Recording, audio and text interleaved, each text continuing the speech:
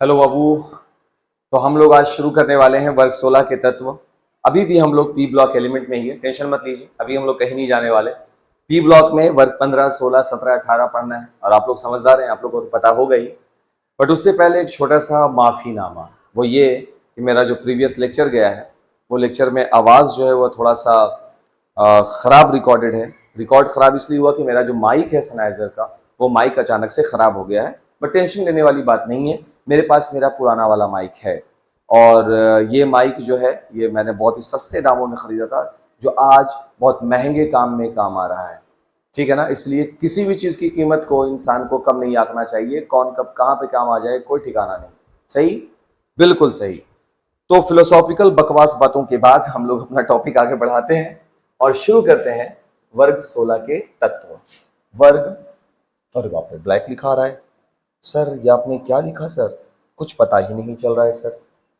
आज हम ध्यान दिए रहेंगे भाई कि कहीं आवाज फिर से खराब ना हो। पिछली बार क्या हुआ ना, वो ध्यान पढ़ाने में ऐसे हो गए कि वो ध्यान ही नहीं गया इस तरफ। हम बार बार स्क्रीन ऐसे देखते रहते हैं, बट जब स्क्रीन देख रहे थे कि कहीं सीन ये कट गया या ऐसा कुछ ना हो जाए, हम उस पर फोकस थे। आवाज को लेकर के हम थोड़ा भी मतलब बहुत ज्यादा लापरवाह थे कि आवाज तो ठीक ही जा रही होगी। हम यहाँ पे चिल्ला रहे हैं, हमको लग रहा है कि चिल्ला के आवाज तुम्हारे घर तक पहुंच जाएगा, ऐसा तो है नहीं। बट हमको आपसे इस बात का ख्याल रखना है और हम रखेंगे, ठीक है। तो अब हम आज से शुरू करने वाले हैं वर्ग 16 के तत्व। वर्ग 16 के तत्व। अभी भी हम लोग बाबू, अभी भी हम लोग कहाँ हैं? पी ब्लॉक एलिमेंट में ही है। कोई दिक्कत? नो सर, बोलो कोई दिक्कत नहीं। नहीं सर, कोई दिक्कत नहीं। तो पी ब्लॉक एलिमेंट है, वर्ग 16 है। तो वर्ग 16 के तत्वों का एक हम लिस्ट तैयार कर देते हैं। सबसे पहले हमको मालूम है कि पी ब्लॉक जो है वो दूसरे आवर्त से शुरू हो जाता है। n बराबर 2, n बराबर 3, n बराबर 4, 5 और n बराबर 6, n बराबर 7। और जो ग्रुप 16 होता है, जो वर्ग 16 होता है तत्व, और ये तो आवर्त हो गया बाबू, है ना। तो वर्ग 16 में जो आने वाले हैं, जिनको हम यहाँ पे लिखने वाले हैं अभी, वो होते हैं ऑक्सीजन,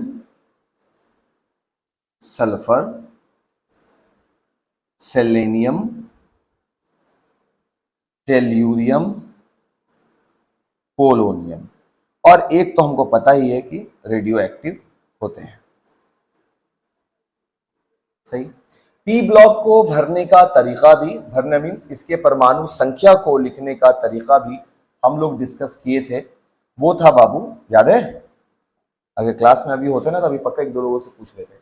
वो है 8, 18, 18, 32 और 32। तो अगर पहला वाले का परमाणु संख्या 8 है तो अगले वाले का कितना हो जाएगा बाबू?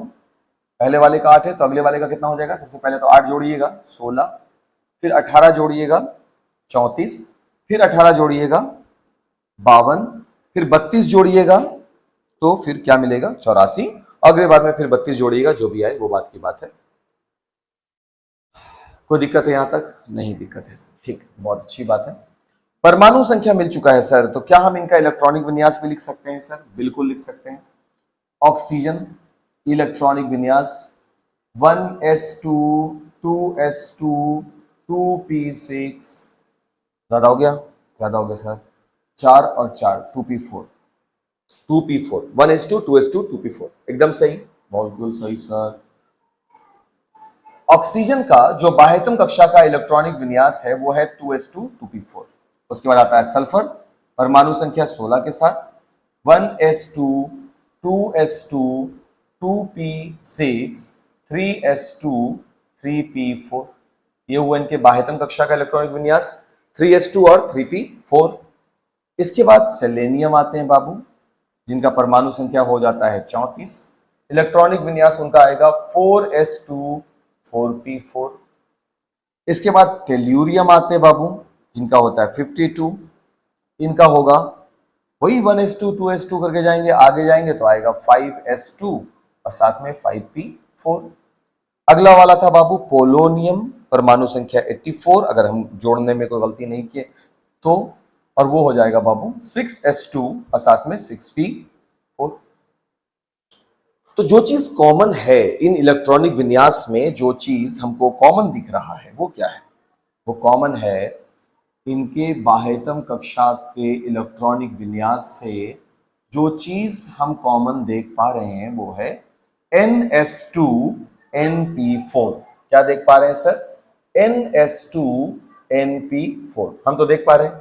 तो हम ये कह सकते हैं कि वर्ग 16 के तत्वों के बाह्यतम कक्षा का इलेक्ट्रॉनिक विन्यास NS2NP4 NS2NP4 होता है। ठीक है, ठीक।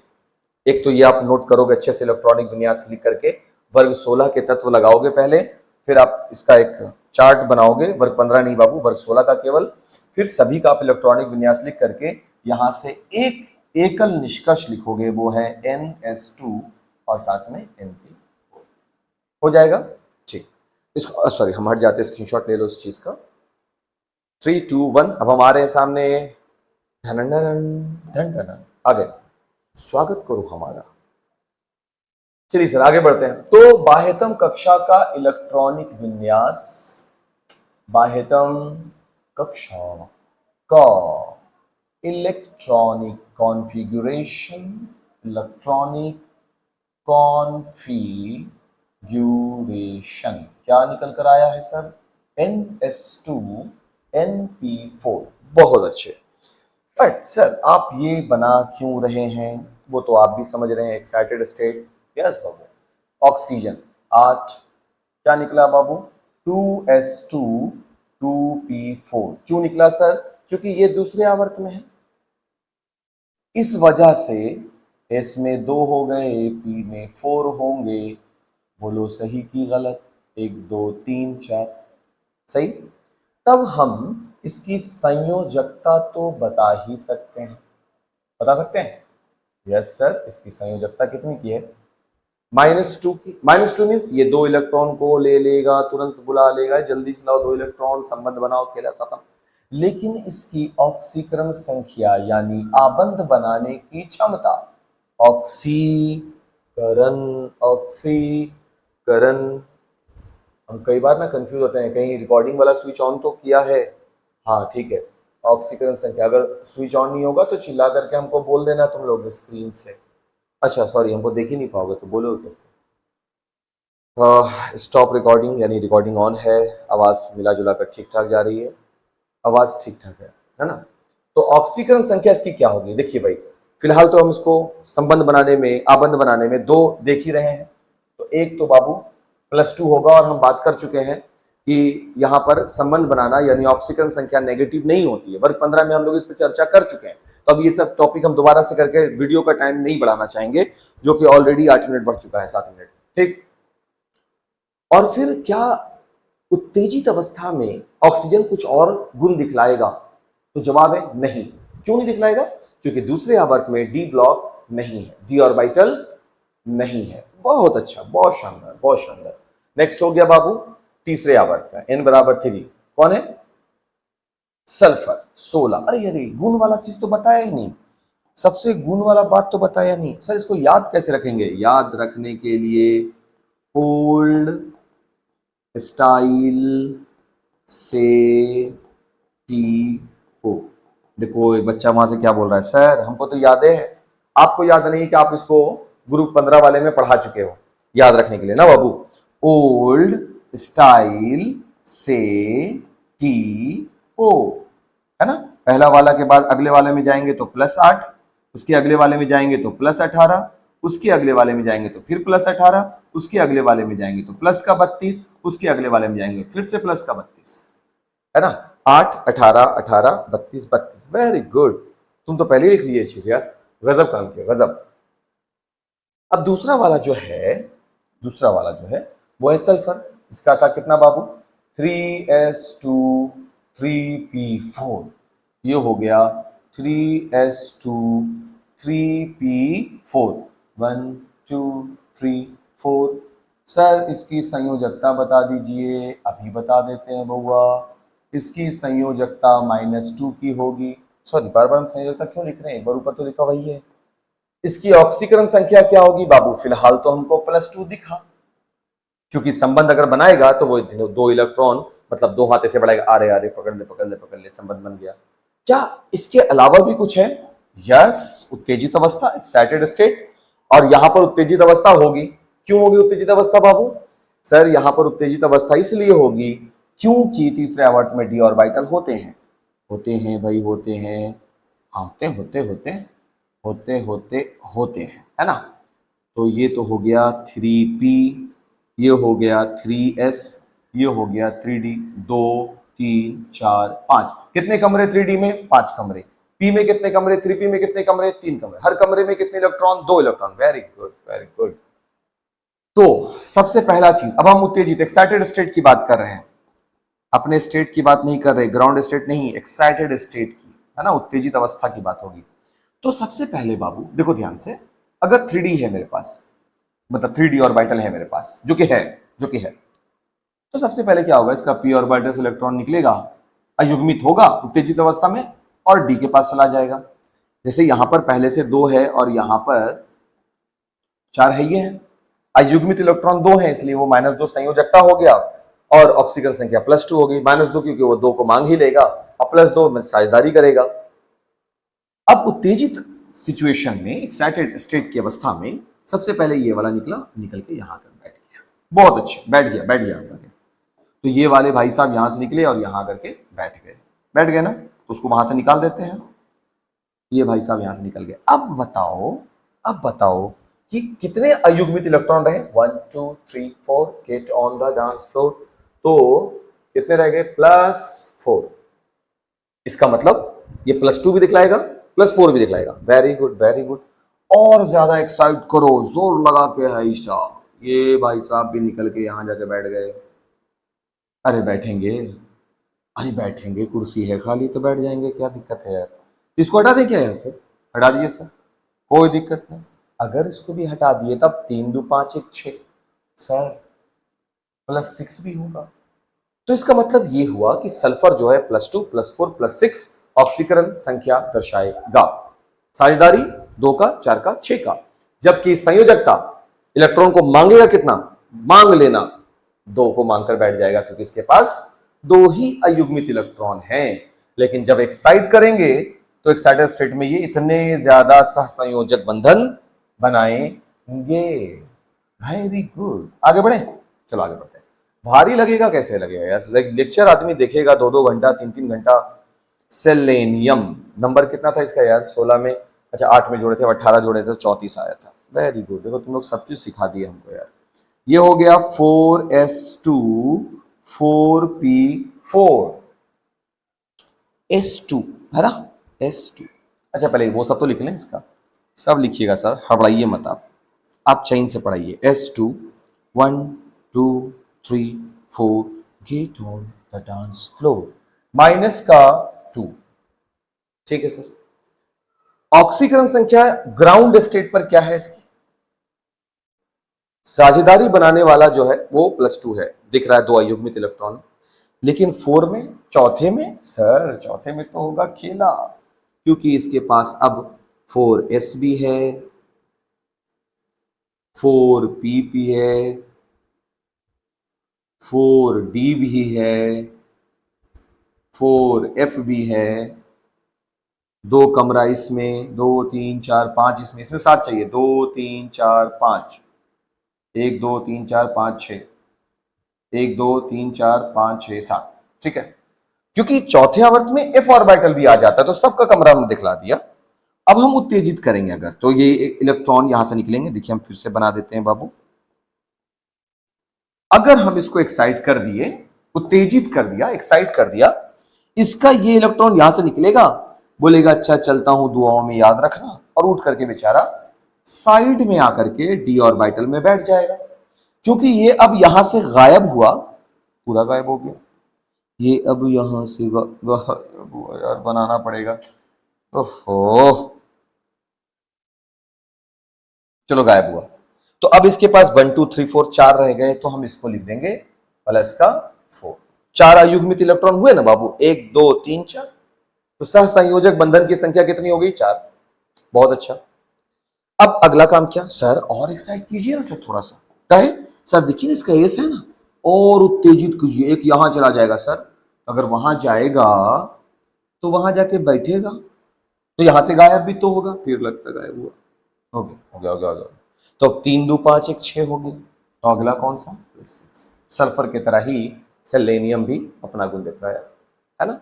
ठीक, बहुत अच्छे, बहुत अच्छे, बहुत अच्छे, शानदार, लाजवाब, बेमिसाल, बेमिसाल।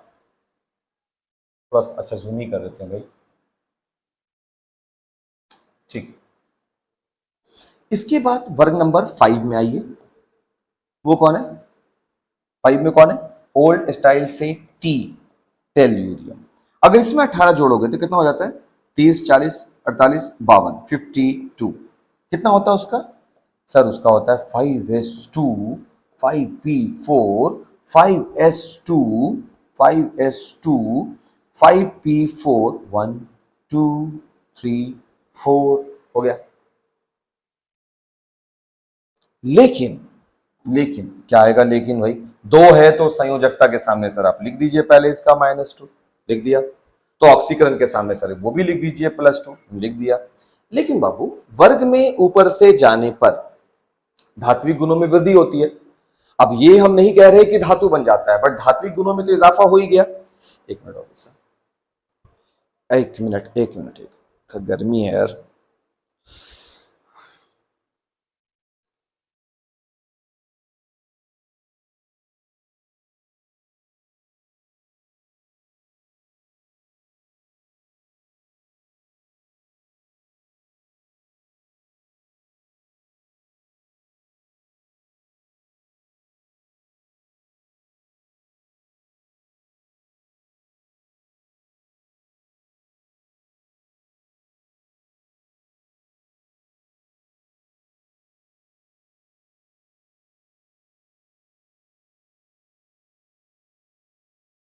चलिए सर,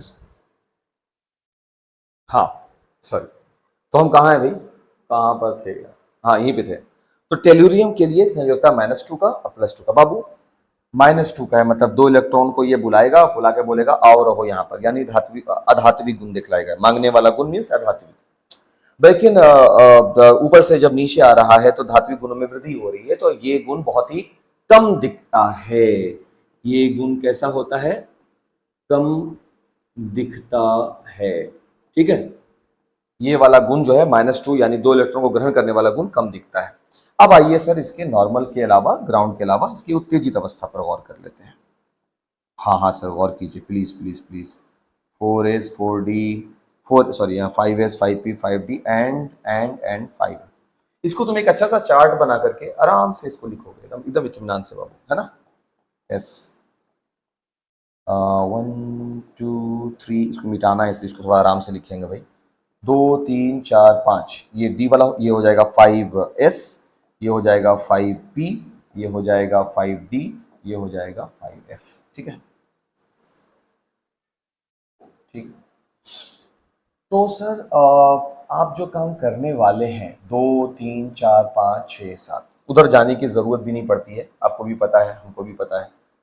ये यहां से निकलेंगे, ये भाई साहब यहां जाकर बैठेंगे, जब ये यहां जाकर के बैठे होंगे तब ये हो गए, ऑब्वियसली ये हटेंगे यहाँ से, हटेंगे यहाँ से, तब ये 1 2 3 4 हो जाएंगे, यानी कि ये +4 दिखलाएगा। सही बात है, सही बात है, एकदम सही बात है, ऑक्सीजन +4 होगा।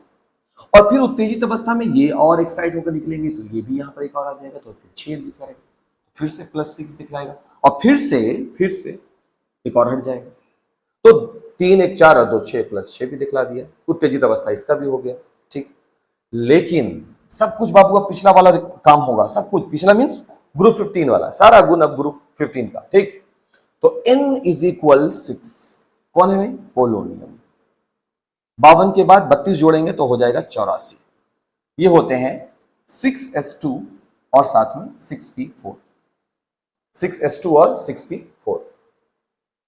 क्या हुआ इसमें सर, नॉर्मल स्टेट में आप आइए, पहले आराम आराम से बात कीजिए। यहां पर 2 हो गए बाबू, यहां पर 6s हो गया और 6p हो गया। संयोजकता -2 नहीं दिखलाता है, जब यही कम हो गया तो ये और कम होगा। धात्विक गुण बढ़ती है, धातु नहीं बन जाता है, धातु जैसा गुण आता है। तो गुण आने में होगा बहुत एक्स्ट्रा ऑर्डिनरी कोई ऐसे सर्कमस्टांसेस होंगे जहां यह धातु बन जाए। बट जनरली ये बोलेगा कि सबसे ऊपर वाले की तुलना में मेरा साइज बड़ा है, परमाणविक त्रिज्या मेरी बड़ी है। परमाणविक त्रिज्या बड़ी है मतलब जेफ कम, सॉरी परमाणविक त्रिज्या बड़ी हो जाएगी यानी जेफ कम हो जाएगा। क्योंकि हम आपको पहला डे लेक्चर में लिखवाया था पी ब्लॉक में कि जेफ जो है वो इनवर्स प्रोपोर्शन होता है परमाणविक त्रिज्या के साथ।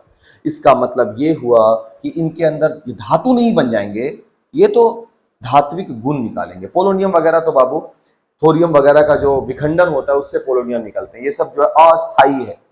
अस्थाई विखंडन के बाद 0.001 ppm के रूप में तो ये सब मिलता है, अस्थाई है ये सब।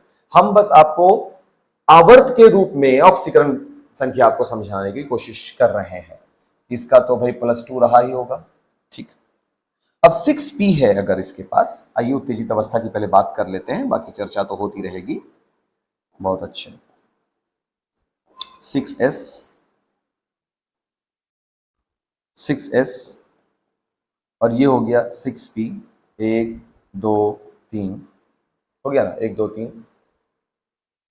और उसके बाद यहां पर हम सॉरी इसके बाद हम यहां पे लगा दिया 6d, 2 3 4 5। और उसके बाद हम यहां पे लगा दिया वैसे ही, बिल्कुल वैसे ही 6f। 6f हालांकि नहीं होगा, बट फिर भी हम ऐसे लिख देते हैं, उतना दूर जाने की जरूरत नहीं पड़ती है, उतना दूर मतलब जाने की जरूरत नहीं पड़ेगी। तो हुआ क्या है सर, हुआ ये कि इसका इलेक्ट्रॉन यहां से निकल करके यहां जाकर बैठ गया। कौन वाला? पी वाला। सबसे पहले जो नजदीक है वो खाली होगा, ऑब्वियस सी बात है, ज्यादा एनर्जी देंगे तब ना ये निकलेगा।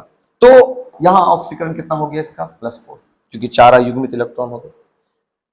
तुमको लगा कि उत्तेजित करेंगे तो ये यहां से निकलकर यहां जाएंगे, तो इसके लिए हम यहां पे लगा दिया क्रॉस। ड्यू टू, किस वजह से? वेरी गुड बाबू, एकदम सही पकड़े हैं। Due to inert pair effect. किसके वजह से बाबू? अक्रिय युग्म, रिकॉर्ड हो रहा है भाई, युग्म प्रभाव। किसके कारण? अक्रिय युग्म प्रभाव के कारण। क्या हुआ अक्रिय युग्म प्रभाव के कारण?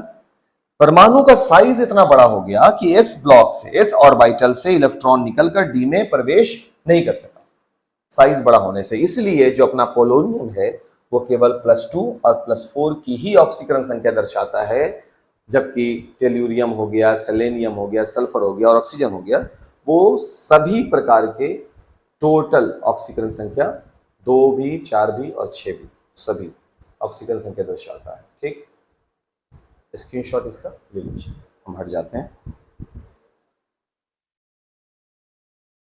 दिख रहा है? बहुत बढ़िया, बहुत बढ़िया।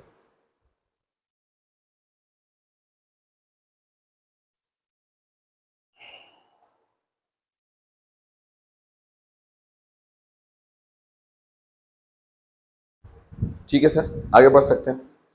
अब कुछ बेसिक बात करते हैं। जैसे सर आपने जो ये वर्ग 16 के तत्व का चर्चा किया, अरे अच्छा पेज बढ़ा दिया हमने, वर्ग 16 के तत्व का बात किया। इनको एक और नाम से पुकारा जाता है, इनको पुकारा जाता है बाबू, इनको पुकारा जाता है बाबू चैल्कोजेन। किस नाम से पुकारा जाता है इनको?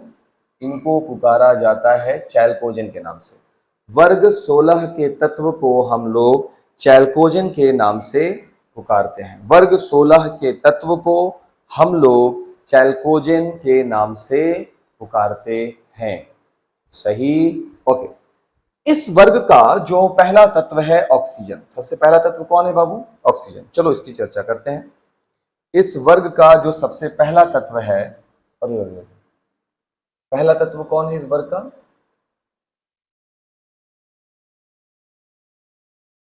वो है ऑक्सीजन। इस वर्ग का सबसे पहला तत्व है ऑक्सीजन। अब ऑक्सीजन जो है वो पूरे वायुमंडल में 46.6% द्विपरमाणविक के रूप में, द्विपरमाणविक द्विपरमाणविक के रूप में पाया जाता है। हम बोला बहुत अच्छा। ऑक्सीजन जो है वो द्विपरमाणविक के रूप में 46.6% लगभग वायुमंडल में। द्विपरमाणविक का मतलब हो गया O2। द्विपरमाणविक का मतलब क्या हो गया सर? O2। O2 के रूप में पाया जाता है। सल्फर जो है वो बहुत तरह के प्रोटीन में, लहसुन में, फैट वसा में इत्यादि लिख देते हैं, इन सभी में पाया जाता है। ठीक है।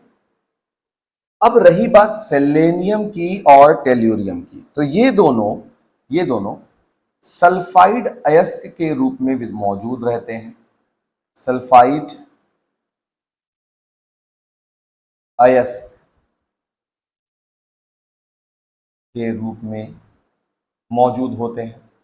और रही बात पोलोनियम की, तो इनके अंदर थोड़ा क्या, काफी हद तक रेडियो एक्टिव वाला गुण है। कैसा गुण है? रेडियो एक्टिव का गुण है। सुन रहे हैं? इसके अंदर किसका गुण है? Radio active. और रेडियो एक्टिविटी की जो गुण इनके अंदर आ जाती है, और ये प्राप्त जो हो रहे हैं, हाँ, जैसे कि थोरियम हो गया,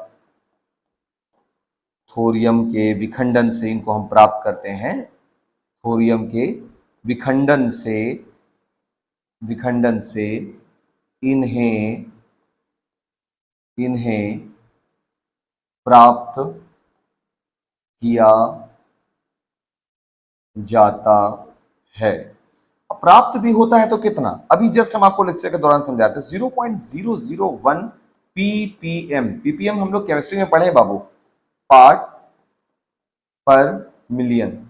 अगर आपको ध्यान हो तो कणों की संख्या 10 लाख में, अगर आपको ध्यान हो, ppm हम पढ़ाए हैं केमिस्ट्री चैप्टर नंबर 2 विलियन में पढ़ाया है, तो क्लास 12th वाला ऑब्वियसली, तो वहां हो। तो ये एक छोटा सा इंट्रोडक्शन है, ये पूरा इंट्रोडक्शन हो भी नहीं सकता, ये छोटा सा इंट्रोडक्शन है। किसको लेकर के?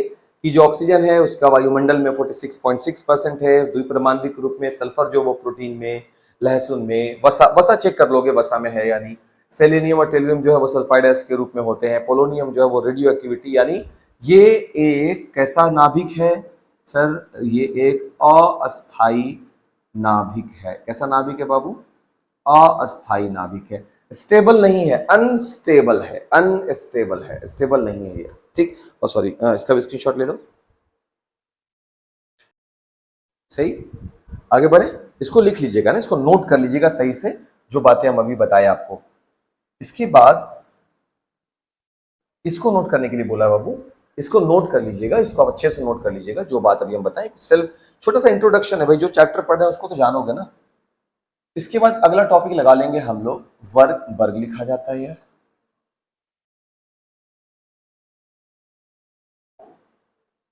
वर्ग 16 के तत्वों की परमाण्विक त्रिज्या। वर्ग 16 के तत्वों की परमाण्विक त्रिज्या। ठीक,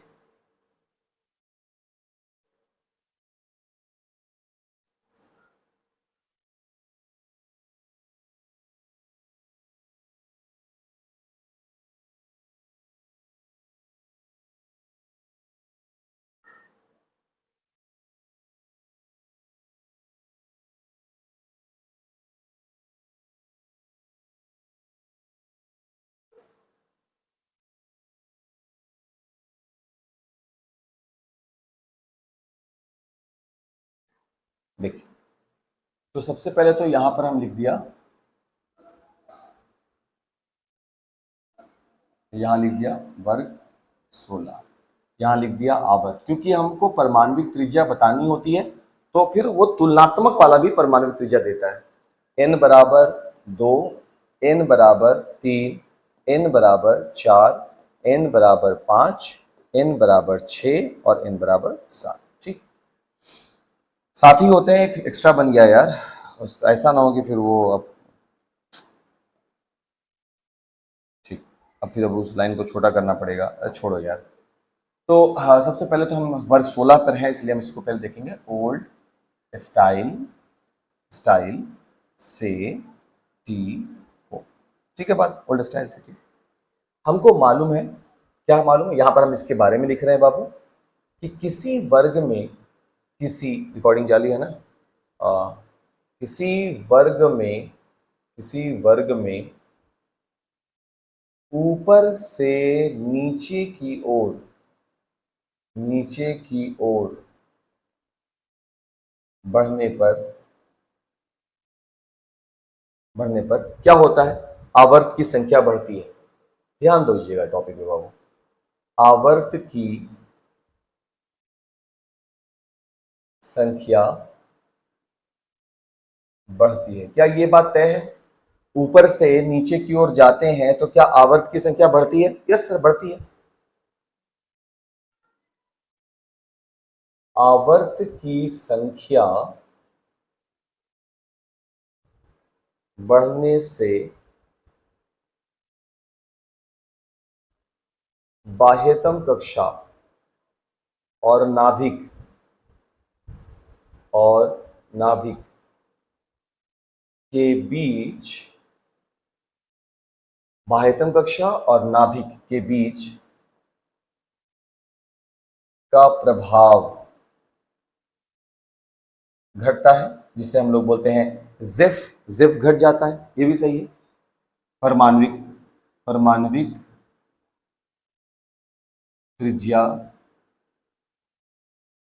बढ़ जाती है। क्यों? क्योंकि जेफ घट जाता है। सर आपने जेफ की चर्चा कहां की? क्या है? नाभिक के बीच का प्रभाव घट जाता है, यानी जेफ, जेफ 1/, परमाणविक त्रिज्या। तो क्योंकि आप किसकी चर्चा कर रहे हैं सर? आप चर्चा कर रहे हैं प्रभाव के घटने की, जिससे परमाणविक त्रिज्या स्वतः बढ़ जाएगा। ठीक है, इसका मतलब ऑक्सीजन से बड़ा सल्फर, से बड़ा सेलेनियम, से बड़ा टेल्यूरियम, से बड़ा पोलोनियम। बहुत अच्छे, बहुत अच्छे, यहां तक तो ठीक है बात, यहां तक बात सही है। अगर हम तुलना कर दें इसको वर्ग 15 से, वर्ग 15 के तत्वों से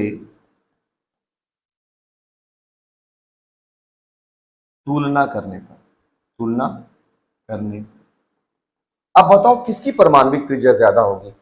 नाइट्रोजन इधर हो, इधर नाइट्रोजन के सामने कौन, यहां देखो लगाते हैं, नाइट्रोजन, फास्फोरस, आर्सेनिक, सब बीमार था ना ये बात। चलिए अब आपको बताना है, क्या बता पाएंगे सर? इधर नाइट्रोजन है, इधर ऑक्सीजन है, इधर फास्फोरस है, इधर सल्फर है, इधर आर्सेनिक है, इधर सेलेनियम है, इधर एंटीमनी है, इधर टेल्यूरियम है, इधर बिस्मिथ है, और इधर पोलोनियम है। किसकी परमाणविक त्रिज्या बड़ी होगी? तो हम जानते हैं कि किसी भी आवर्त सारणी में बाएं से दाएं की ओर जाने पर, बाएं से दाएं की ओर जाने पर आवर्त नहीं बदलते, लेकिन आवर्त नहीं बदलते, लेकिन नाभिक में प्रोटॉन की संख्या तो बढ़ती है। 7 के बाद ये 8 हो जाते हैं, मालूम है आपको ये बात? ये वाला 15 के बाद 16 हो जाता है, ये पता है आपको? ये 16 18 कितना होता है? ये 7 8 15, 15 18 ये 33 होता है, फिर 18 जोड़ देते हैं तो ये 51 होता है, फिर 32 जोड़ देते हैं तो ये 83 होता है, तो 83 के बाद ये 84 होता है, 51 के बाद ये 52 होता है, 33 के बाद ये 34 होता है। तो बाएं से दाएं जाते हो किसी भी एक आवर्त में, बात को पकड़ा करो, किसी भी एक आवर्त में बाएं से दाएं जाओगे तो क्या होता है? नाभिक में प्रोटॉन की संख्या बढ़ती है, और जितने प्रोटॉन बढ़ते हैं उतने इलेक्ट्रॉन भी बढ़ते हैं, आवर्त नहीं बदलता। अब सपोज ये ऑक्सीजन किस आवर्त का तत्व है? दूसरे आवर्त का। अब ये रहा एक नाभिक, ये रहा बाबू पहली कक्षा, और ये रहा दूसरी कक्षा। अब ऑक्सीजन, नाइट्रोजन को देख रहे हो, नाइट्रोजन का क्या है? प्रोटॉन की संख्या 7 है, तो बीच में 7 प्रोटॉन, ये नाभिक है ठीक, इसके बीच में 7 प्रोटॉन है, और यहां पर 2 यहां है, 5 यहां है, तो 7 इलेक्ट्रॉन भी है। 7 प्रोटॉन 7 इलेक्ट्रॉन, कोई दिक्कत नहीं। लेकिन बाबू अगर 8 प्रोटॉन हो जाए तो 8 प्रोटॉन कहां बैठे हुए हैं? नाभिक में। और 8 इलेक्ट्रॉन कहां बैठे होंगे? इसी दो कक्षा में। अच्छा, ऑक्सीजन की बात करो, नाइट्रोजन, ऑक्सीजन, फ्लोरीन, फ्लोरीन में क्या होगा, ये 9 हो जाएंगे तो वो 9 इलेक्ट्रॉन कहां बैठे हुए होंगे, वही कक्षा में, उसी कक्षा में बैठे हुए होंगे। वो दो ही आवर्त में इलेक्ट्रॉन भरे हुए होंगे और नाभिक में प्रोटॉन भरता जाएगा भरता जाएगा भरता जाएगा। इसका मतलब यह हुआ कि नाभिक में बैठा हुआ प्रोटॉन इतना प्रबल हो जाएगा कि वो बहुत ही ताकत से बाह्यतम कक्षा के इलेक्ट्रॉन को कंट्रोल किया रहेगा। इट इज समथिंग लाइक कि क्लासरूम में बहुत सारा टीचर भर दो और बच्चे लोग भी उतनी संख्या में भरो, 10 टीचर हो और 10 बच्चा हो, 100 टीचर हो 100 बच्चा हो। एग्जाम किसके लिए मुश्किल है, बच्चों के लिए है ना। अरे भले बच्चा चीटिंग ना कर रहा हो लेकिन फिर भी वो मुश्किल एग्जाम होगा। 100 बच्चा हो, 100 टीचर 100 बच्चे, जितने बच्चे उतने टीचर, है ना। तो जितना ज्यादा प्रोटॉन, टीचर को तुम प्रोटॉन कंसिडर करो, जितना ज्यादा प्रोटॉन जिफ का मान उतना ही कड़ा। तो इसका मतलब ये हुआ कि हम किसी एक आवर्त में चलते जाएं चलते जाएं चलते जाएं, तो जैसे जैसे परमाणु संख्या बढ़ेंगे जिफ का मान कंट्रोल और बढ़ा होता जाएगा, तेज होता चला जाएगा किसी एक आवर्त में। तो इसका मतलब ये हुआ कि इससे ज्यादा परमाणु संख्या इसके पास है, इसलिए इसका जिफ ज्यादा स्ट्रांग होगा। क्योंकि इसका जिफ ज्यादा स्ट्रांग है इसलिए इसकी परमाणु त्रिज्या छोटी होगी। इसका मतलब नाइट्रोजन का ज्यादा होगा, इसका मतलब फास्फोरस ज्यादा होगा, इसका मतलब आर्सेनिक ज्यादा होगा, इसका मतलब एंटीमनी ज्यादा होगा। इसका मतलब है कि बिस्मिथ की परमाणविक त्रिज्या ज्यादा होगी। मतलब एक और निष्कर्ष, ये सब बात कॉपी में लिखना है, ये सब बात कॉपी में लिखना है कि किसी आवर्त में बाएं से दाएं जाने पर परमाणविक त्रिज्या छोटी होती है, इसका बड़ा होगा इसका छोटा। इसके बगल में फ्लोरीन को रख दो। अब बोलो इन दोनों में किसकी परमाणविक त्रिज्या बड़ी होगी, इसकी बड़ी होगी इसकी छोटी होगी, क्योंकि ये और दाएं साइड है। अरे ये बात समझ कितना अच्छे तरीके से समझ में आ गया ना। तो लिखना पड़ेगा, नोट करके ये पूरा कंटेंट को नोट करो और नोट करके ये भी लिखो, नोट करके ये बात लिखो कि किसी भी एक आवर्त में, कोई भी एक आवर्त, सपोज वो पांचवा ही क्यों ना हो, किसी भी एक आवर्त में बाएं से दाएं जाते हैं तो जैसे जैसे दाएं जाएंगे परमाणविक त्रिज्या छोटी होती चली जाएगी, यानी जिफ का मान बढ़ता चला जाएगा, क्योंकि नाभिक में प्रोटॉनों की संख्या बढ़ती चली जाती है। ठीक, नोट करो इसको भी।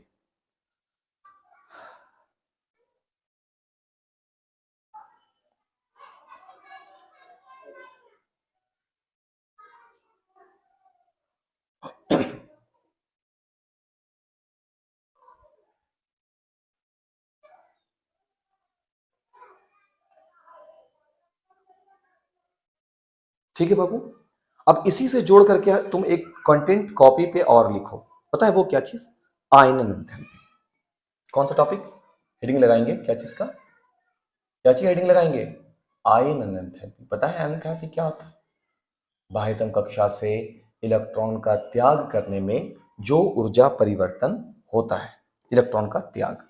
तो बाबू वर्ग 16 में ऊपर से नीचे जाते हैं तो परमाणविक त्रिज्या बड़ी होती है, और जब परमाणविक त्रिज्या बड़ी होगी, जैसे जैसे हम वर्ग में ऊपर से नीचे जाएंगे वैसे वैसे परमाणविक त्रिज्या बड़ी होगी। परमाणविक त्रिज्या बड़ी होगी तो हम बड़े ही आसानी से इलेक्ट्रॉन का त्याग कर सकते हैं, ज्यादा ऊर्जा देने की जरूरत नहीं पड़ेगी। तो सबसे ज्यादा ऊर्जा यहां देना पड़ेगा इलेक्ट्रॉन को निकालने में, उससे कम ऊर्जा यहां देना पड़ेगा, उससे भी कम ऊर्जा यहां देना पड़ेगा, उससे भी कम ऊर्जा यहां देना पड़ेगा, और पोलोनियम को सबसे कम ऊर्जा देना पड़ेगा इलेक्ट्रॉन को निकालने के लिए।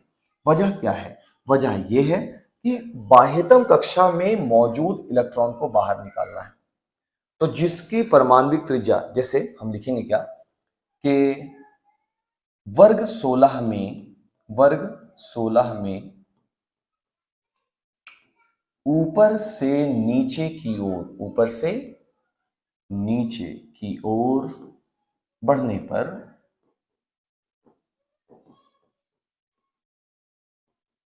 ऑक्सीजन से पोलोनियम तक, है ना, बढ़ने पर परमाणविक त्रिज्या बड़ी होती है, परमाणविक त्रिज्या बड़ी होती है। सही बात है क्या, यस सर, परमाणविक त्रिज्या बड़ी होती है। परमाणविक त्रिज्या बड़ी है जिससे, परमाणु त्रिज्या बड़ी है तो क्या होगा, जिससे बड़ी ही आसानी से इलेक्ट्रॉन का त्याग संभव है,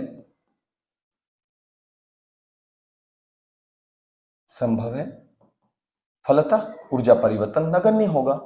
आसानी से इलेक्ट्रॉन का त्याग हो जाएगा तो ऊर्जा का परिवर्तन क्या होगा, बहुत कम होगा। फलतः ऊर्जा परिवर्तन कैसा रहेगा, नगण्य रहेगा, नगण्य रहेगा। इसका मतलब यह हुआ कि ऑक्सीजन, ध्यान से रखते हैं, इसका मतलब ये हुआ कि पोलोनियम से ज्यादा ऊर्जा परिवर्तन किस में होगा? टेल्यूरियम में। टेल्यूरियम से ज्यादा ऊर्जा परिवर्तन किस में होगा? सेलेनियम में। इससे ज्यादा ऊर्जा परिवर्तन किस में दिखेगा? सल्फर में, और उससे भी ज्यादा ऑक्सीजन में। सबसे ज्यादा ऊर्जा का इन्वेस्टमेंट इलेक्ट्रॉन को बाहर निकालने के लिए सबसे ज्यादा ऊर्जा का इन्वेस्टमेंट किसके केस में करना पड़ेगा? सबसे ज्यादा सल्फर के, ऑक्सीजन के केस में। उसके बाद उससे कम सल्फर, उससे कम सेलेनियम, उससे कम टेल्यूरियम, उससे कम पोलोनियम में। देखो तो इस बात को एनालिसिस करो थोड़ा सा।